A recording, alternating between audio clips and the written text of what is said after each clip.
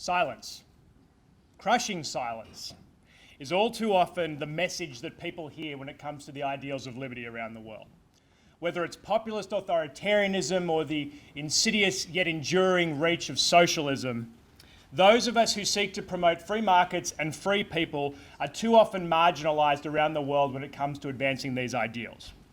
It's up to us, and nobody else, to be the advocates and proponents of the ideas of liberty that this movement needs, both in Australia and internationally.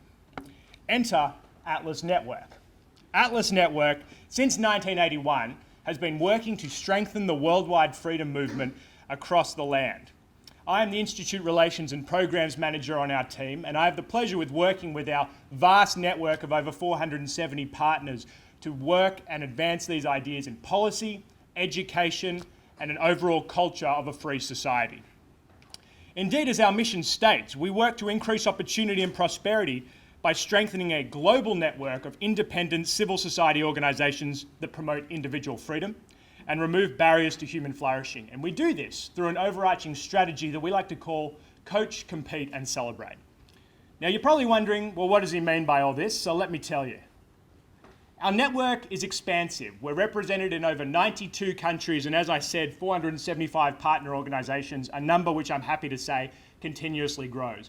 Fantastic groups in Australia like the IPA, CIS, HR Nichols, ATA are all members of our network, and we love working with them. These are independent organisations based in all of these different countries working to promote freedom and liberty through policy and education.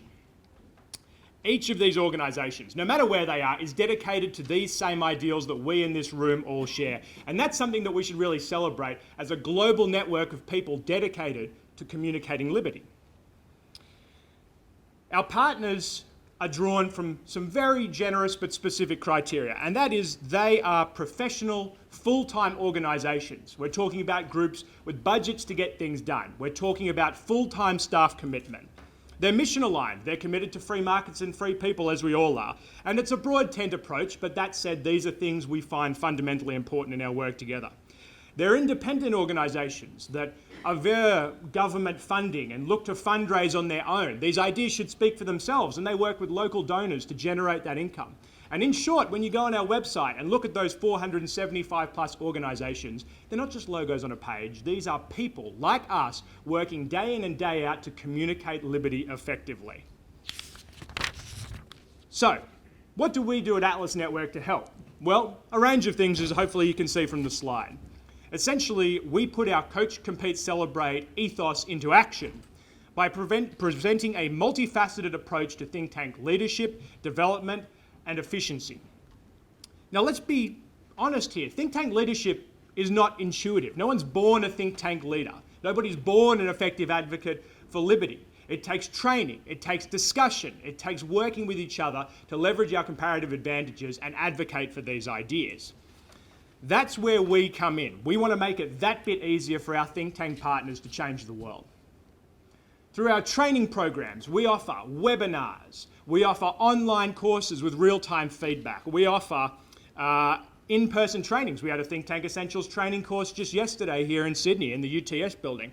And what we do is we take cutting-edge leaders in communicating liberty, match them with think tank leaders from around the world, and work to develop skills so that they too can be effective advocates in their own context. On top of that, we provide a number of networking opportunities to celebrate and communicate victories for liberty, and indeed how different projects can be replicated around the world. Through our regional liberty forums in the Middle East, Asia, Europe and Latin America, we take the best think tank leaders in the region and get them in one room to talk about what it takes to win. On top of that, we have our end of the year Liberty Forum and Freedom Dinner, Gala Dinner, as the Americans say, gala if I'm using my Australian accent. And we get everybody to celebrate these victories. Put it in your calendar now, by the way. But the Liberty Forum Freedom Dinner is what we try and do to celebrate overall how we can communicate liberty as a movement, how we can change the world. Really, though, I want to talk about how some of the work our partners are doing to communicate liberty is having a real, demonstrable impact in policy today. We support a number of programs through our grants and awards opportunities. whether they are more general project grants or more focused things like our Leveraging Enterprise to Advance Prosperity grant line. But what really inspires me day in and day out, and should inspire all of us as advocates for liberty, is how these ideas are universally being applied by our partners to advance the good work that they are doing. Specifically, it's great to talk about our Templeton Freedom Award, which is a $100,000 prize to recognise the fantastic achievements and impact of a particular think tank. And our most recent winner was IMCO in Mexico. Mexico has been suffering from the scourge of corruption and impunity for too long. And IMCO, a group of average people just like us, journalists, intellectuals, people who just gave a damn, said enough. They created a project called Tres de Tres, which was simply a disclosure statement and form for Mexican politicians to sign. What are your pecuniary interests? What is your skeleton in the closet? Hundreds of Mexican politicians have signed this. It's being used right now in the lead up to their election as a way to see where the integrity and transparency of the politicians is coming from, in a way that is literally unprecedented in Mexico. That's the sort of impact our partners are having in saying liberty, transparency and accountability in government is something that is real and something that can be delivered. Likewise, our regional Liberty Award winners across the world have had amazing successes. The Ukrainian Economics Freedom Forum, who won our Europe Liberty Award last year, have been able to advance the idea that farmers should be able to buy and sell their own land. It sounds novel, but that's not the law of the land in Ukraine. Likewise, we've had groups like the Free Market Foundation in South Africa working through their Kaya Land project to talk about the importance of property rights to average people, mainly rural farmers mired in poverty who can't get ahead because they simply don't own the title to their land. They will help register their land. They will teach them the importance of property rights. They will make it happen. They will communicate liberty through action. They will show how it improves people's lives. And that's something that we can all really take as a lesson. I want to talk us through briefly a couple of really stellar examples of how partners in our network have communicated liberty. And I encourage you to speak to me later or jump on our website to read more. The Lithuanian Free Market Institute, 3 years ago now, realised that Lithuanian students were being taught economics from Soviet textbooks, literally Soviet economics in this day and age. They said that wasn't good enough. They literally wrote the book on economics, and I'm pleased to say it had quite a free market bent, sensible economics for the children. But what they managed to do, more than just writing a book, okay, great, was they had it implemented by the Department of Education throughout the Lithuanian secondary school system. As of 2016, over 60% of Lithuanian students were learning free market economics in their schools as a total change from Soviet principles in the past. And the just intangible benefits moving forward of what that's going to do to change that country's attitude and improve it further towards being free market is almost incalculable. Likewise, Omani in Ghana, I had the pleasure of visiting their offices in Accra last year. They had the novel idea of the Imani Festo. And what they did in the lead up to the Ghanaian elections was hold politicians to account. They would write one-page daily briefings for journalists that just simply outlined what politicians were saying, why it was economically illiterate, and how free market, small government policies were the way forward.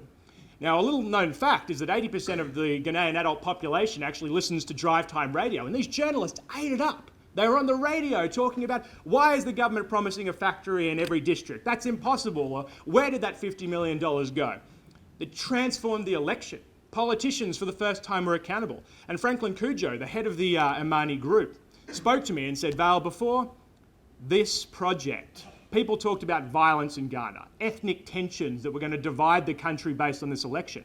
We made it about policy, because talking about policy removes the personal and people talk about issues. The ability to avoid internal conflict by simply shifting the debate with a free market approach to policy is something truly impressive. And it's something that they achieved by communicating liberty in a way that engaged with people. Finally, the Georgia Center for Opportunity. Georgia incarcerates or has incarcerated 1 in 13 adults in the state of Georgia in the US. It is the highest prison population in the country. They thought this wasn't good enough. They said, no, this isn't in conjunction with liberty or freedom. People may commit crimes, but the inability of them to move on beyond that was so stymied by regulation, licensing requirements, and inability to obtain a driver's license. So they reached across the aisle.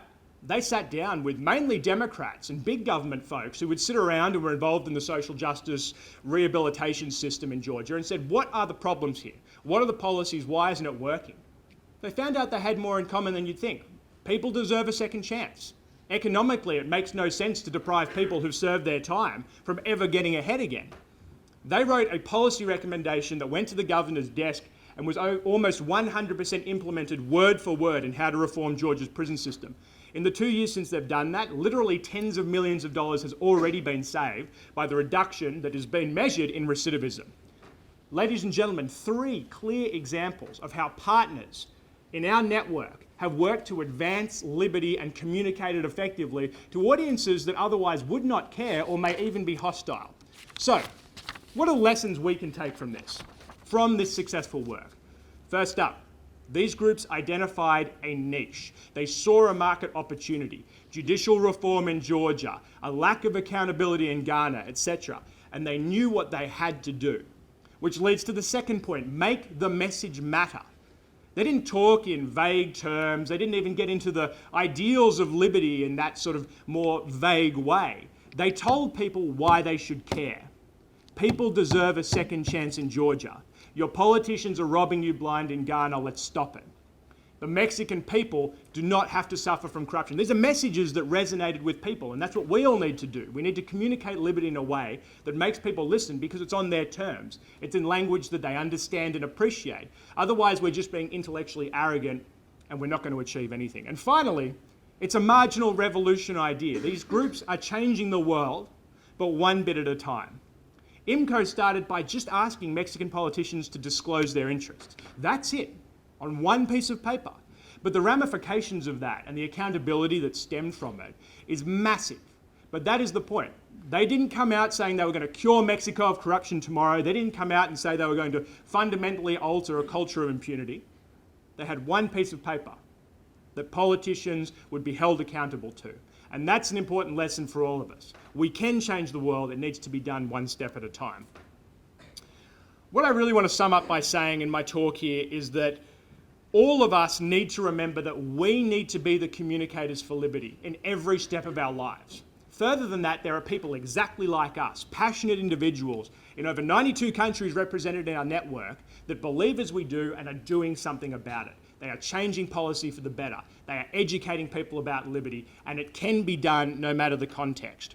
We exist as Atlas Network to serve our partners, to support our allies. And I ask all of you to please shoot me an email, come talk to me, talk to Dr. Tom Palmer, because we are here to help you as the advocates of the Australian liberty movement to make sure that we can ensure that these ideas are delivered and we can achieve a better, freer, open society. Thank you very much. Well, it is a great pleasure to be here today. I came from pretty far, and when I say far, I mean 16,000 kilometers.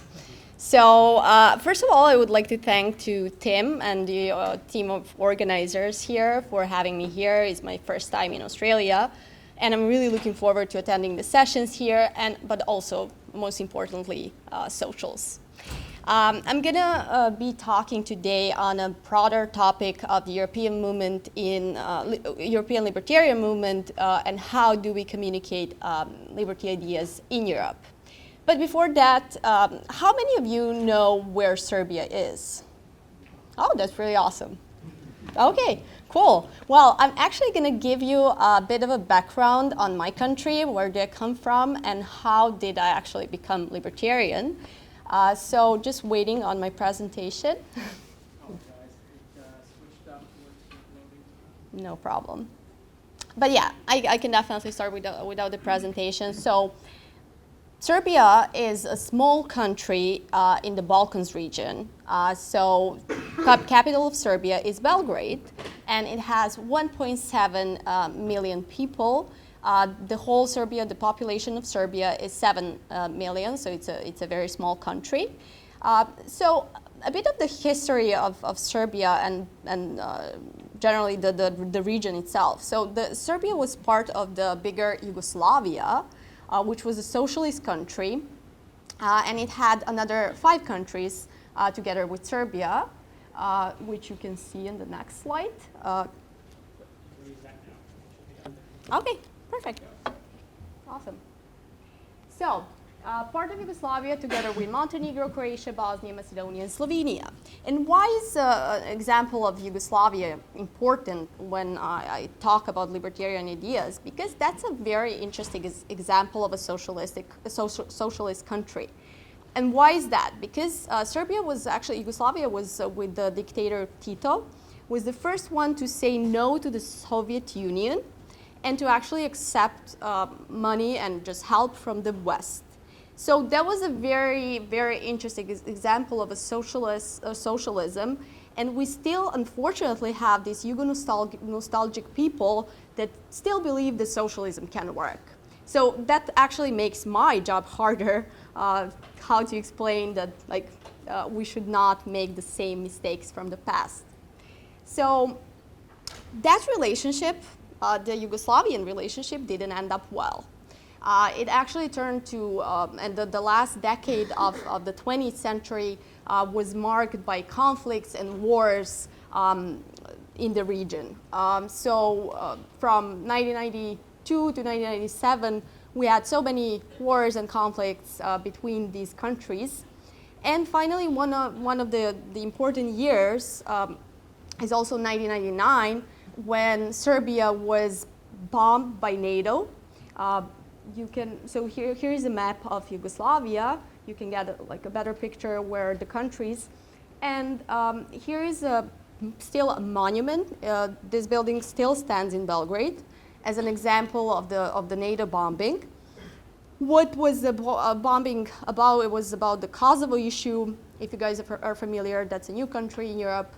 Basically, Serbia still claims it as its own territory, but the country is recognized by many other countries, so it is a new independent country. This is just an example of how people in Serbia see Western countries. They see them as our enemies. So that's another issue when I'm explaining the ideas of liberty, because usually these ideas are very connected to the Western world. But again, Belgrade is in 2000 was a very important year in Serbia, because the democratic transition actually started. So we got the first democratic government. And right now, at this point, a lot of things change, of course, but the political situation, economical situation in Serbia is still very poor, and a huge level of corruption, not developed institutions. Even though Serbia is trying to join the European Union, I really don't see that happening very soon. But again, Belgrade is a very nice city, very modern, very attractive, so I definitely invite you to visit it. So my next slide is actually about how lucky I was to meet these awesome people from Libek, and that is a Serbian think tank organization that promotes libertarian ideas, trains students, and does many other stuff like writing policies, organizing events. And why is Libek important? Because when I started studying and I graduated from political science, I was lucky to meet these people and just to realize that they share same ideas as they are promoting. And I soon started working with them. We organized many different events. We organized many different trainings in support and would like to thank Atlas for supporting us. We actually, one of the key events that I'm really proud of, and I think it's a good example when we talk about communicating the ideas of liberty, is actually the Taxpayers' March that we organized in Belgrade for the first time. So the Taxpayers' March was actually the first time that we went out on the streets and we talked to, libertarians talking to regular people. But we actually found this message that was very appealing, and that was actually brought us and gathered a bigger coalition under the umbrella of lower taxation and less regulation. And that message was defend your wallet. I find it very important and very effective, because a lot of people who had no idea they're paying taxes or how much they're paying for actually join us and protest together with us on in the streets of Belgrade. So after that, I hope you can see the slide's not working, but never mind. Soon after that, I actually discovered this awesome organization in Europe, not only in Europe, but all around the world, that is called European Students for Liberty. So I realized that I'm not alone. And even though I was raised in Serbia and given the political situation and just the history that we have, I realized that I can actually share these ideas that I believe in also in Europe. So that's when I joined European Students for Liberty, and that's a very awesome organization that educate, develop, and empower young leaders for liberty. So what do we do, and how do we educate, empower, and develop? So in the last 11 months, we organized more than 1,000 events. We had more than 44,000 attendees at these events, and we also trained more than 2,000 leaders around the globe. So we actually have a Students for Liberty here in Australia. It's a very small group, so I'm really looking forward to meeting new leaders throughout this weekend. And this is what I'm really proud of, because the previous slide shows that liberty movement is growing, especially in Europe. And our message is peace, love, liberty. And that is important because whenever I meet our European leaders, whenever I talk to them, whenever I work with them, and I'm really lucky to work with many different countries, with many different languages and cultures, I see that they are not only fighting crazy governments, they're crazy local governments, but also crazy regulations that are imposed by European Union. So what is the key to our success, and how do we actually, how do we talk about all these cool topics like freedom of expression, technology, Bitcoin, and stuff like that? We actually, and I would say that the key are actually these cool kids, because these cool kids are not only well-read, successful in school, but they're really successful entrepreneurs. They're the advocates of the change in the following years. And I always like to give an example of Georgia, which is also a post-Soviet country. And Georgia is it's here. So the kids from Georgia, they learn from early age that they need to fight for their freedom. Eastern European countries are usually more active than Western countries because, again, these kids learned and saw that the political oppression and how is it to live under the political oppression, and that they are actually the ones who change that. So the recent example from Georgia was government decided to, they have a very strict regulation on both drugs and alcohol. And the government decided to enter one of the very popular rave clubs in Georgia. And there is a YouTube video, I recommend checking that out.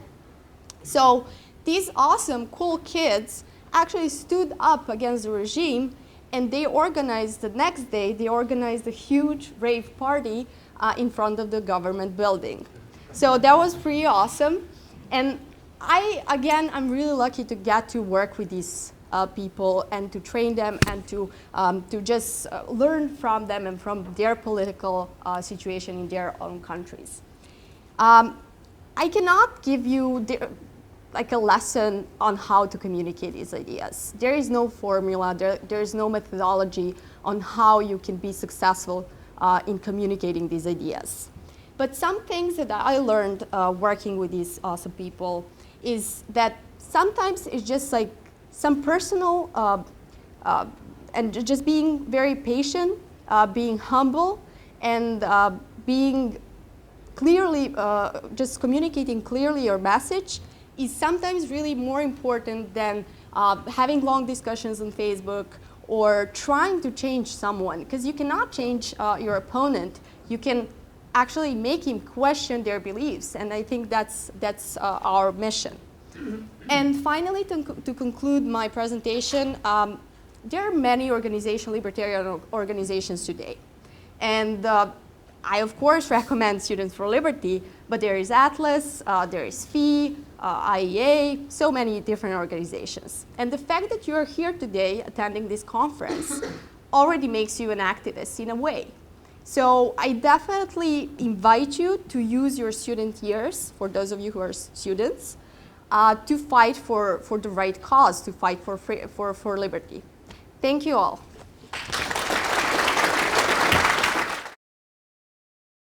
Because I'm a filmmaker and sound is really important, I'm just going to bring this closer to my mouth so that my camera guy down there knows that I'm going to get a good audio. Now he's scrambling to try to change a few things. Hi, you heard correctly, my name is Ben Whimpey.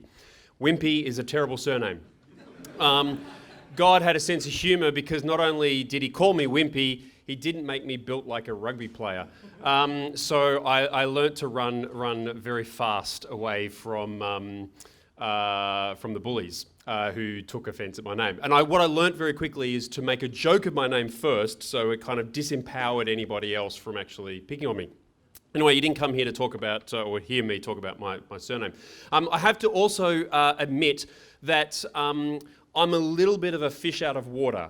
I would argue that I'm not a libertarian, and I actually kind of heard about this kind of thing out of a bit of a default. So let me tell you my story and give you a bit of a background, but I tell you that I'm sort of not very political, so I'm not going to go head to head with any of you because you'll very, very quickly discover that I know very little about politics. I thought there was only two parties, the Labor and Liberal. I'm self-employed, so I kind of figured, well, I'm just going to vote Liberal. I'm very good friends with a guy called Christopher Field. Some of you may know him as Topher Field. And as a bit of a joke, Topher and I were out to lunch, and actually, I'm also known to be verbose, so I'm going to stop talking for a second and hit start on that so that you don't all go to sleep. Okay, so I was out to lunch with Topher, and as a bit of a joke, I said, one day I might become a politician. And so we got into, it was probably a dangerous conversation, but I sort of started to kind of ask him questions and sort of, firstly I said, would you vote for me? And he said outrightly, no. And he then started to share some of his ideals and some of his ideas about what he thought was wrong with politics, what he thought was, and where he made a stance from. I didn't know what the words were, but he was speaking libertarian ideals or libertarian kind of thoughts. And Chris and I kind of began a bit of a collaborative, creative relationship. And I'm a film producer, so I know stories. I grew up with Lego, and as a 7-year-old, I used to basically manipulate Lego to tell stories and to make pirate movies and all that kind of stuff. I did all the voices, I did all the direction, I did the camera work. And I have to say that those Lego pieces were the best actors that I've ever worked with. They did everything that I told them, and they never pushed back or asked any questions. However, Topher then invited me to come and be involved in the filming team and asked my production company, IndieMax Productions, to be involved as a sponsor to film this thing called the Libertarian Conference, where we are here. This was Rewind a couple of years ago. And I basically started to hear and listen, and I met people. And I have two observations to make, and please don't be offended. That may be too late. What I found is often when I talk to people, one, they automatically assumed that I was libertarian, and they spoke to me in a language that I profess I couldn't understand. They started using words and theories, and they started to get very passionate about their cause or their belief system or what they thought was wrong with politics or what they thought was wrong with the country. And I just couldn't really connect. And I felt kind of a little bit attacked in a sense. Not that they were trying to convince me or compel me, but I was just a little bit out of my box, and I just didn't really have the language or intelligence to actually connect. I also have to admit that I grew up as a Christian, and to this day, I still hold to my beliefs as a Christian. And I found the same problems in the church. I would meet people who would kind of come up to me, and they would, or what we would often talk about. So the church has similar problems or similar challenges in which often it's people or the followers of Christ would use words or Bible verses or certain things, and audiences often couldn't connect. Or their arguments would be about how to, they felt that you had to swallow everything in one big gulp. You had to believe everything that they believed, and you had to accept all of their policies in one big kind of, one big thing. And so, as you know, with religion as well as with politics, there's a whole lot of different opinions. There's a whole lot of different ways of interpreting text and interpreting ideas. And so, I feel like part of my job at IndieMax Productions, I work with clients, I work with non-profits, I work with various different organisations, and I try to help them communicate their ideas better. And there's a couple of things that I've discovered, and I've got a couple of things to show you. But one of the things that I discovered is it's better to get people to sip from a glass of water than try and swallow the whole 600 mils in one go. And so I often find that when we work with our clients, we try to make sure we get their messaging right. And I actually think that having come to this conference and been at the back of the room, usually behind a camera, filming someone's speech or someone's talk, I often find that you guys have a great message. You actually have a really, really good story. But I challenge you to think that maybe it doesn't always get told very well. And you can disagree with me, and that's fine. Or my hope is that we can find a way to tell the libertarian story better. And sometimes it may not be trying to talk to people on an intelligent level, because every person that I speak to in this room is often more intelligent than me. They often use certain words, and I listen to them, I'm going, wow, that is really compelling. That is actually, I kind of, if I was intellectual, I'd probably agree with you. But and I have to admit, I'm often running to Google trying to figure out what identity politics is, because I keep forgetting if it's good or bad or otherwise. Or trying to figure out, I'll move on. So basically what I've discovered, there's two things, because I don't have a lot of time, there's two things that I want to share with you that I hope those of you in the room who are content creators or who will become content creators or even just involved in a team of content creators, I can tell you as a filmmaker, storytelling is a really powerful way to take people on a journey. Don't try to get them to agree with everything you believe in the first conversation. Take them on a journey. And film can do that, both for good and for bad. So there's two things 2 points that I would make. One is we find that often using emotion and emotional engagement works really well. Go for the heart. Don't try and go for the head. Go for the heart. You'll figure out that if you go for the heart, the head will catch up later. I'm not very political, but I'm probably more political now than I was 3 or 4 years ago, thanks to this conference. It's changed, slowly changes the way I think. And if you were to be a fly on the wall 3 or 4 years ago and heard the kind of conversations that I would have with people if I ever got political, they've changed a lot now. And I often find that I'm moving towards a libertarian view or a libertarian mindset more often than not. I, as a small business owner, probably want less government getting involved in my day-to-day stuff. I love freedom. I mean, as a Christian, I very much support the idea of freedom. So again, that's about as far as I go, because you'll suddenly see that I'm not that good at this whole political talking stuff. So go for the heart. So I was involved with Senator David Leyonhjelm producing a series of videos called Red Tape. Now, we're going to show you one of these videos. I apologise if you've seen it. Apparently 750,000 people have viewed it, which, so I apologise, but let me just show you that now.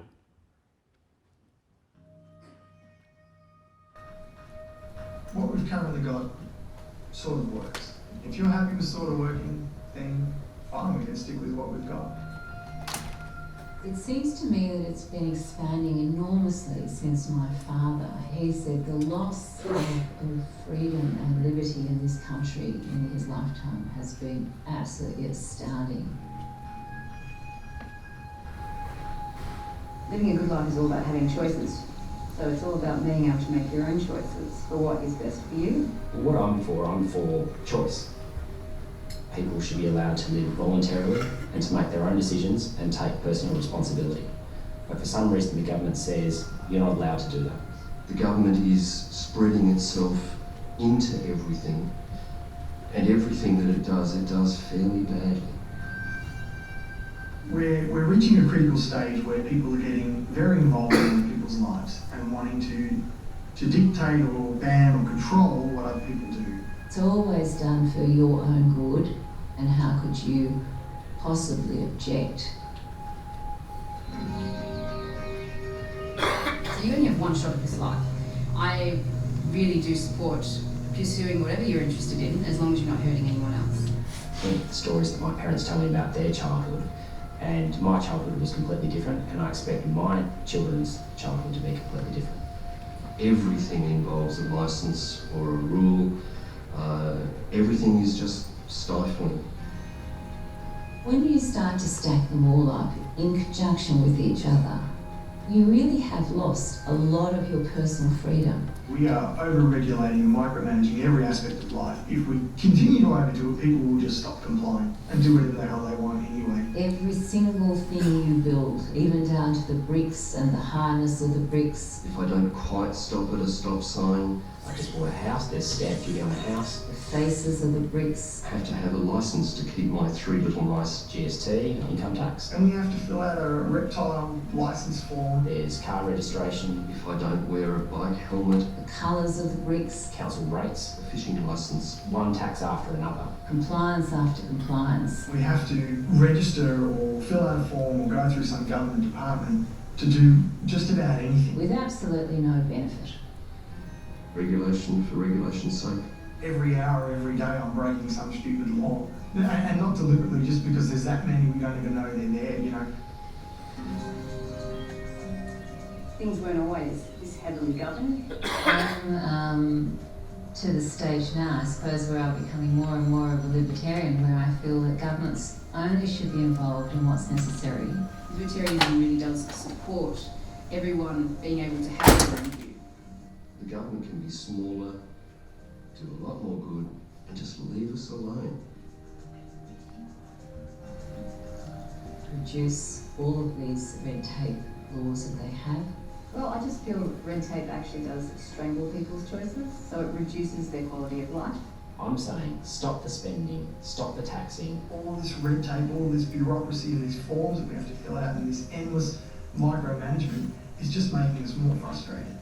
I think without red tape, we would function just as well, but we'd be much more efficient.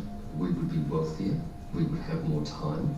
The way they govern is a red tape government. That's what it is. It's no longer just providing the bare bones and the structures to allow other people to govern their own lives. It's really important that people should be allowed to pursue whatever it is that makes them happy. I think if we embrace the libertarian philosophy more, we would live happier and more fulfilled lives. I'm happy to do that. I know my friends are happy to do that. My family's happy to do that. But for some reason the government says you're not allowed to do that. We must interfere. We must add layers of tax. We must add regulation. We must add red tape. If they want to win our vote, the best way to do it is to promise to leave us alone.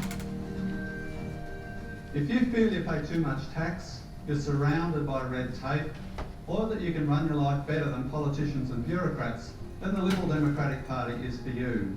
My name is David Lionhelm, Senator for the Liberal Democratic Party. So obviously the call to action or the sales pitch is done right at the end. And that video would probably serve just as well without it, but obviously out of respect to Senator Lionhelm, he was the one putting up the putting up the money for us to make that, so we respect that.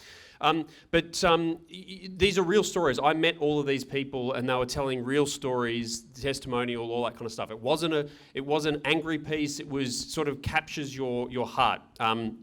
Arguably, I'm looking back at that now and it's probably too long, and I could get into the technical things of what a moving camera does and the lighting and the sound and all that kind of stuff. Or you can just tell a great story about the impacts and the effects of things that we care about and that we want to see change. Because there'll be people who see that it actually starts to slowly shift and open them up towards the things that we have all become passionate about, that we're here to champion and pursue. So the final thing I would say, and I'll close on this, is the next thing you can try to do is be funny. Now, I'm not really funny, but sometimes humour also kind of gets under the skin. So rather than being kind of didactic or dogmatic, or rather than sort of telling people the information or giving them stats or all that sort of stuff, sometimes you've just got to be kind of amusing or funny. So the next clip, again, you might be familiar with it, is basically, it's the Coalition of Obsolete Industries. Oh, there it is. So again, the idea was to shift people's thoughts by being funny. So I'll close on this, and we'll watch this video and I'll get off the stage. But I just want to encourage you guys to think of better ways to communicate using some of the techniques that filmmakers use, which is story. You guys have a good story, now go out and tell it well. And because I have found myself more and more in line and a big supporter of the Libertarian movement. So let's watch this one. Thank you to all. So there might even be a whole lot of people in the room. This was basically came to life through Tim Andrews and a whole bunch of people. So I don't want to show this and say that I was a producer on this, but I didn't meet. This was shot in Sydney. But there have been a whole lot of people in the room as well that may have been involved in this. So I just want to say thank you. And this was a very effective, also seen by about 740,000 people. It could have been the same 740,000 people. I don't know. But anyway, enjoy. Coalition of Obsolete Industries?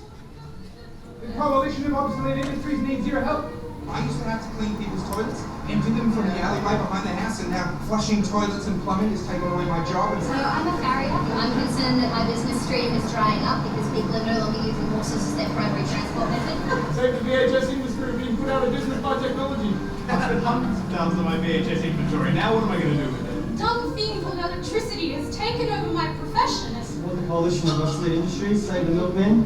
Is this a joke? No, not at all. This is my livelihood. There are many industries needing taxpayer support. Progress is taking our jobs.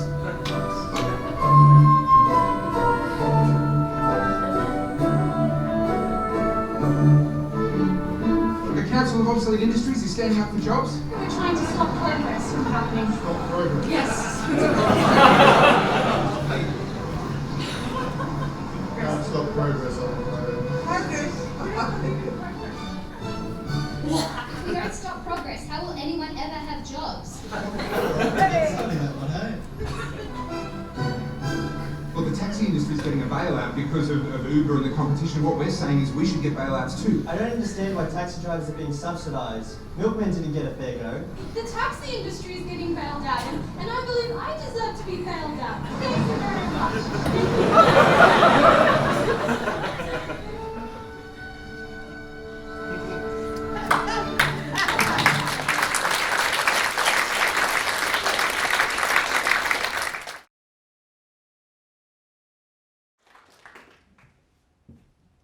Good afternoon. That's very hard to follow, isn't it?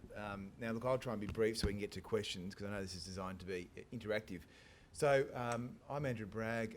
I spent 4 months last year as the Acting Federal Director of the Liberal Party. What I'm going to do is take you through 3 points. The first is, and this is all about sort of enterprise and how we defend that against the extraordinary threats we see today. The first point I want to make is the forces which oppose liberty and enterprise are extremely strong. You would know that. And they have two really great strengths. One is they have a financial advantage, And so the groups I'm talking about here are unions, Get Up. Sorry? We need more volume. More volume? How's that? So the groups I'm talking about here are principally Get Up, environmentalists, unions, and also industry super funds. And each and every year in Australia, these groups plough about $200 million into anti-enterprise, anti-liberal policy, if you like, in the true sense of the word. The financial advantage has been absolutely capitalised upon by virtue of these groups are very, very well plugged into.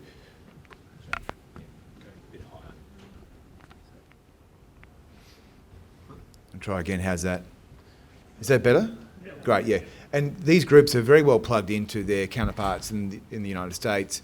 And so as soon as a good idea is developed, be it an algorithm or an app or something which allows them to deal directly with people and campaign and transmit their dreadful messages, it appears here in Australia. And obviously people would be aware that groups like Get Up, who've concentrated all their activity in marginal seats and obviously brag about knocking off Liberal Party members of Parliament, have been able to do so with the benefit of obviously large amounts of money from quite murky sources, whether it's Avars or Soros, and also huge donations from the CFMEU that effectively their campaigning in marginal seats has been really supported by having amazing technology where they can capture a lot of data and then maintain a very, very high level of engagement with people. So the first point really is the financial advantage is supported by terrific campaign tools. The second point is, which would be an obvious one to all of you here, that the agenda for these groups, and that this is unions, Get Up, industry super funds, and environmental groups, is largely about more tax, more regulation, less investment, less trade, less migration. It's basically a kind of an isolationist a kind of paradise that they want to pursue. I mean, people would have noticed that this is often reinforced not only through very, very good technology, but also, you should never underestimate the person-to-person, or the more intimate interactions you see that unions are able to produce. I often tell the story that when my wife and I had our second child last year, for those of you that have children, when you spend an hour in a darkened room with an ultrasound nurse showing you your unborn child, you feel some affinity for that person. And on the way out of this last consultation, I'll never forget the ultrasound nurse said, but just remember, if you have any more children, you have to pay full freight. I said, I'm not sure what you're saying. She said, oh, the government's going to privatise Medicare. My wife said, come on, let's go.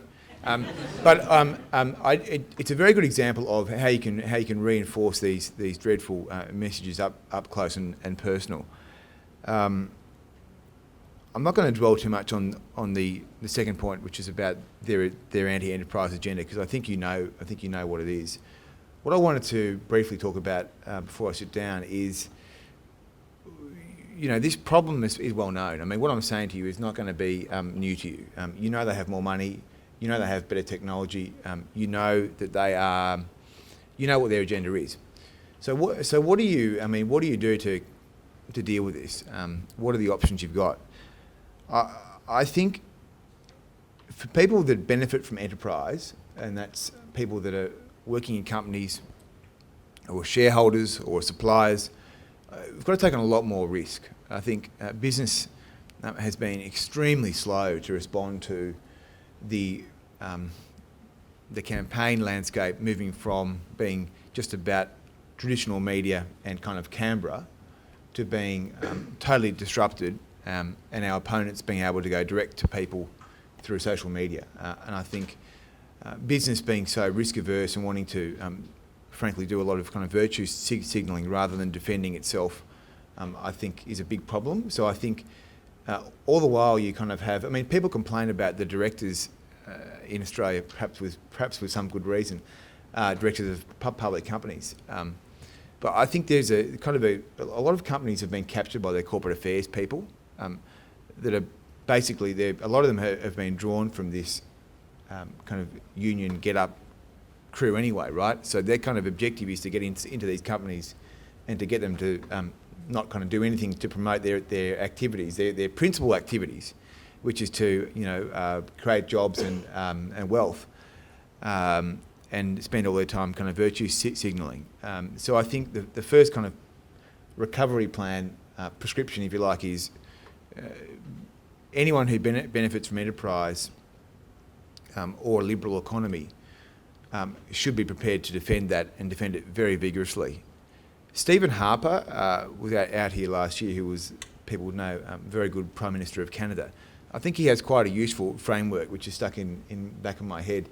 And he basically said, look, if you're doing bad stuff, just don't do it. Just stop doing bad stuff. But everything else you should be prepared to argue and advocate for with all the means available to you. So use every channel you can. So don't do bad stuff and then advocate vigorously for everything you're doing that's good. And most things that companies do are good. They're employing people, they're supporting shareholders, they're supporting small businesses. The next thing is, I really do think this whole idea of companies not wanting to support democracy, not wanting to make political donations is a really bad thing. Basically, over the last 10, 15 years, almost every company has now either switched off political donations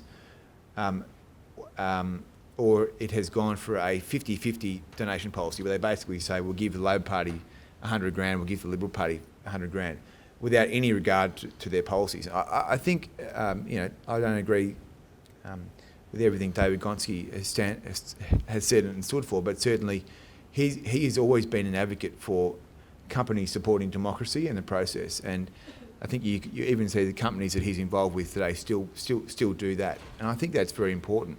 I mean, I think that companies should actually look at political parties and their program and their platforms and make a judgment as to whether they're doing enough to support enterprise. And if they are, they should support them. I think that's only fair. I think the Liberal Party in particular has got itself in a terrible mess where a lot of its principal supporters, such as in the property industry, are not even allowed to donate anymore. And you find, 3/4 of the people that work at the Liberal Party in New South Wales are sitting there filling in forms. It's a brilliant scheme. But I mean, it basically says that we think that you're corrupt if you're a property developer and you donate. Of course, the answer here is transparency. I think if it's all disclosed, then why stop it? So the last thing is, if you're involved with your industry, if you're involved in an industry, if you're involved with an industry body, I think you really want to encourage them to be much more of a campaign outfit than a think tank. I think the think tank stuff has been well and truly overdone by industry bodies, whether they represent sector by sector sectors, industries, or they are umbrella groups. Very good at think tanking and very good at talking to themselves, but hopeless at getting out there and being prepared to have an argument with some of these people at Get Up and Co. So my kind of 3 points to leave you with is, I do think that anyone that benefits from a free economy should be prepared to argue and defend and advocate the benefits of it with all the means available to you. Secondly, I do think it's bad that that companies and enterprise are afraid to support democracy or are doing so, or are involving themselves in it in such a bland way because they're basically leaving it to everyone else. And thirdly, if you are involved in a civil society group, or you are involved with an industry body, or you do have some interest in forming one, you should certainly put the resources into communication, campaigning and advocacy. Maybe you can hire, what's your, I've forgotten your last name, sorry. You could hire Whimpey, who does obviously very good videos, rather than sit there and send submissions to Canberra that no one ever reads. So that would be my advice.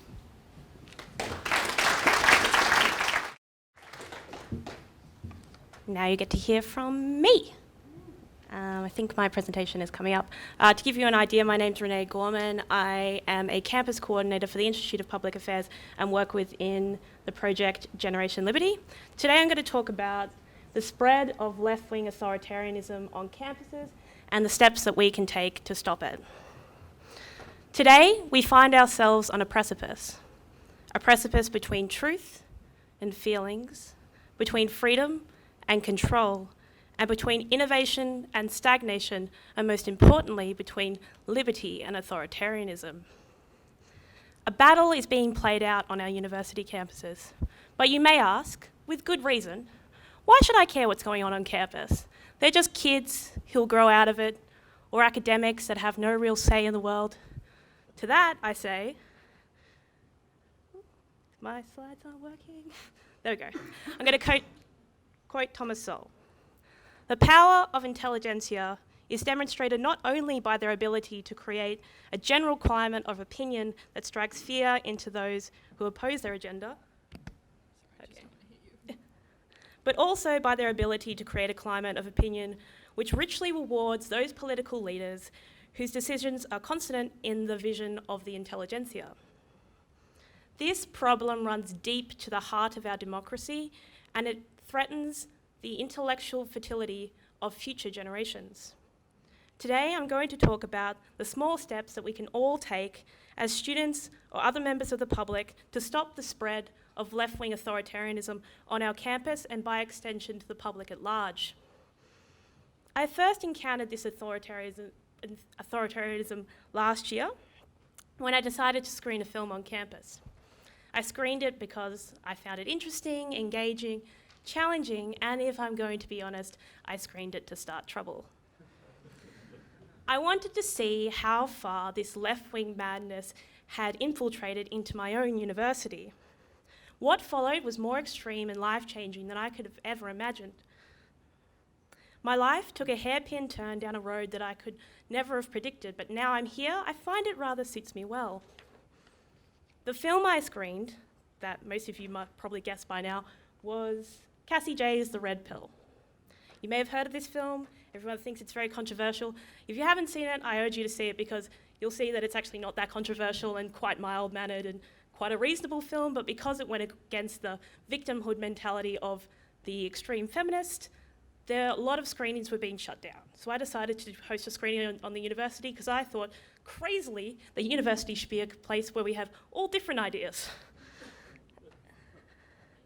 Okay, so as we have mandatory student unionism, I submitted the usual paperwork to request a room for my club and waited. I soon received a message from the university that we would not be getting a venue and that we would not be able to use any funds from the USU, which we had already paid for because we have enforced student unionism. The Honorary Secretary of the USU, Shannon Potter, went on to clarify the reasons for the ban, not in an email response, but by some illuminating quotes to a piece of ABC journalism, and I use the word journalism very lightly here. Some of the content in this film is to the point where it's physically threatening to women on practice. There's an implied threat of sexual assault. To us, sexual assault on campus is a massive issue. Protecting women from sexual violence and threats of sexual violence is the most important priority. The quote, "They think we are evil, we just think they're wrong," sprung to mind when I read this. Also, I think Andrew Bolt had the best headline after this, which said, "USU stops woman screening women's film, says bad for women." By screening this film, according to them, I was allowing and condoning sexual violence on campus, which we live in a very strange world today, where the left demands that you state and show your opposition to the most obviously abhorrent things. So I was really confused by this, but then I remembered the end of the email. If you have any questions regarding this decision, please direct them to the USU Secretary, Shannon Potter. Questions? Yes, I have a few questions. And here we come to the first rule or piece of advice that I'm going to give into this talk to give it a little bit of structure. Ask questions. Ask difficult questions, ask obvious questions, question those who wish to silence you, question them even if they won't answer you.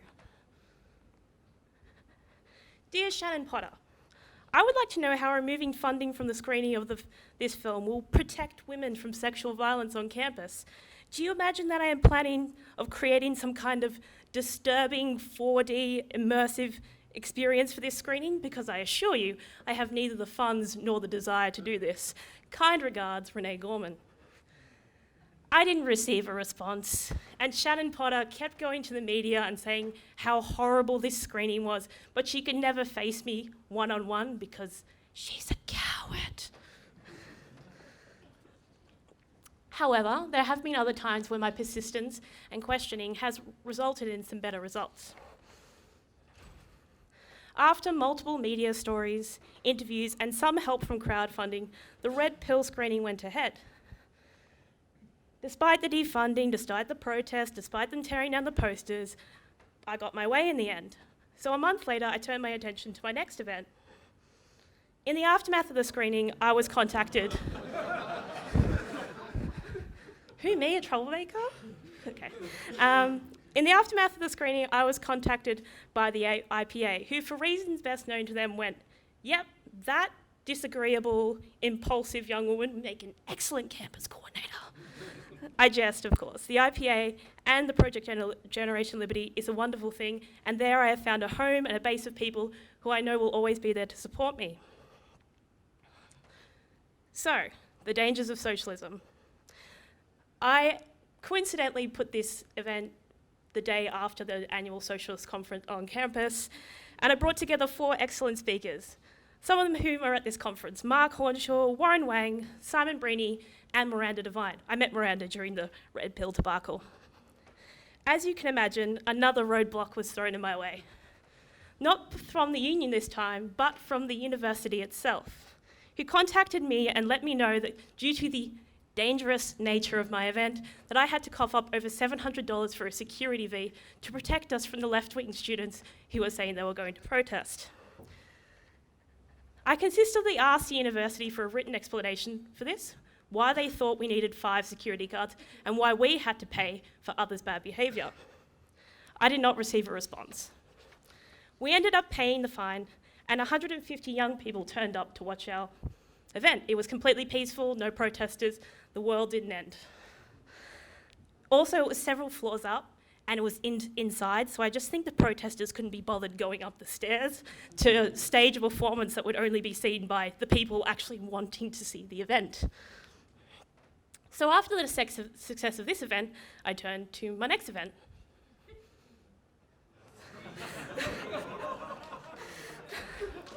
I thought, very naively, that the university wouldn't have the nerve this time to contact me for a security fee after there was no protesters at my event, my last event. But the paperwork went in and this response came out. Hi, Renee. Thank you for your patience while your application is approved. So we do not, pretty much what this says is we do not currently see a reason for security. There hasn't been any threats this time, but you need to acknowledge that at any point we can just put a security fee on you and you have to pay however much we think you need to pay. So I was so pleased with this result from the university that I decided to share it with the wider world. And I did this. And this. Wait, back. How do I get things to play? Yeah.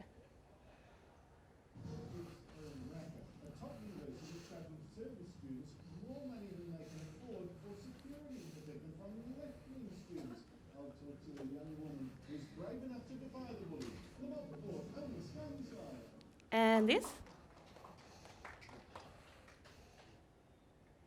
Renee Gorman is the Vice President of the Conservative Clutches Online.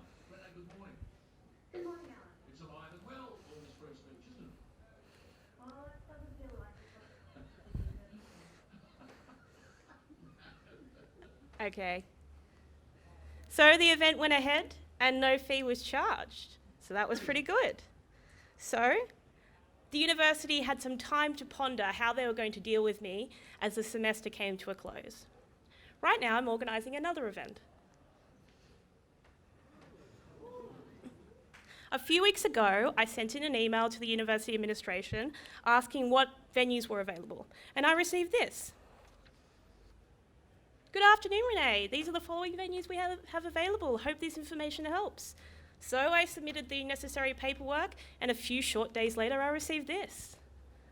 Hi, Renee. Thank you for your email. Your application has been approved, which I see as, yeah.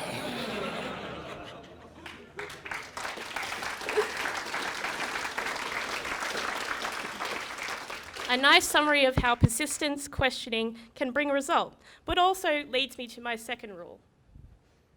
Don't be quiet. Don't suffer in silence. Obviously, don't be melodramatic and soporific like our SJW friends, but if you are facing a real injustice, voice it to the world and good people will come to your aid. It may be scary and intimidating, and you will always have your opposition. It also may sound a little bit rich coming from me, as you've probably guessed, my problem is knowing when to keep my mouth shut. But I have found that the consequences for speaking your mind are much less than those that arise from you keeping quiet. Connected to this is my third piece of advice. Arm yourself with the knowledge to disarm your opponent. This is something that has been said by many centre-right thinkers, and I hate to bore you with it now, but you need to know what you're talking about. Know your topic back to front and inside out. Read great books, foundational books, philosophy, and great works of fiction. But I'm going to add some more specific advice here. If you intend to voice your thoughts and debate your opponent, don't only read. Listen. Listen to great speeches and great speakers, listen to debate and intellectual discourse, and this will help you immensely. By watching debating as a spectator sport, it allows you to watch and eventually mimic the moves of those who have refined the art. To take it a step further, practice debating. If you disagree with your tutor, let them know. Seize every opportunity to engage and debate. See it as practice. This, combined with reading, courage, and a little bit of time, will lead to a point where you are able to, as Oscar Wilde once said, play gracefully with ideas. The university system itself may be infected with postmodernist Marxist nonsense, but don't let that stop you educating yourself and improving your debating skills while you are in the university space.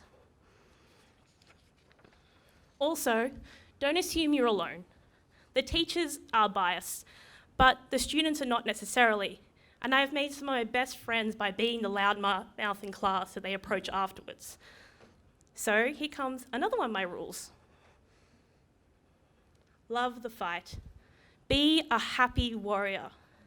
I know more than anyone the tiring nature of always having your views challenged by the tutor and always struggling for your club to have a space on campus. But I urge you to enjoy the struggle. Smile to yourself when they use weak arguments and virtue signalling buzzwords, because you know how to dismantle them. Smile at their hypocrisy when they say they're not bigoted, but then go on about the problem with white privileged males. An update on my current event. After seemingly getting to book the venue with no problem, yesterday I received this. Hi Renee, your application is in review at the moment with security. To which my response was, come on. The score right now is Renee 3, University 0. So I dare you, please send back some ridiculous figure. Your defiance only makes me stronger. So, I obviously didn't put that in an email, but you know what I mean.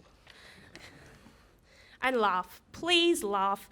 The most extreme radicals that turn up to your events to protest or tear down your posters, and the administration that assists them, so want to be taken seriously, so we urge you not to. It infuriates them. And also, it is the correct response to such childish behaviour. Mock, giggle, and gleefully point out their absurdity. And now I come to my most important rule. Join Generation Liberty. Or if you're over 25, join the IPA. Seriously, in this time of increasing hostility on campus, we need to band together. So I advise you not only to join Generation Liberty, but join any libertarian, conservative, classical, liberal, freedom club on campus. Even I know that there's little coffee groups for older people in lots of suburbs. Just bring yourself together so you have that support network. Also, you should come to my event. And I will end with a quote from Margaret Thatcher. A friend actually dubbed me the Iron Lady of Sydney University, which is a title that I take on humbly. But this is a quote that I live my life by. Sometimes you need to fight a battle more than once to win it. Thank you.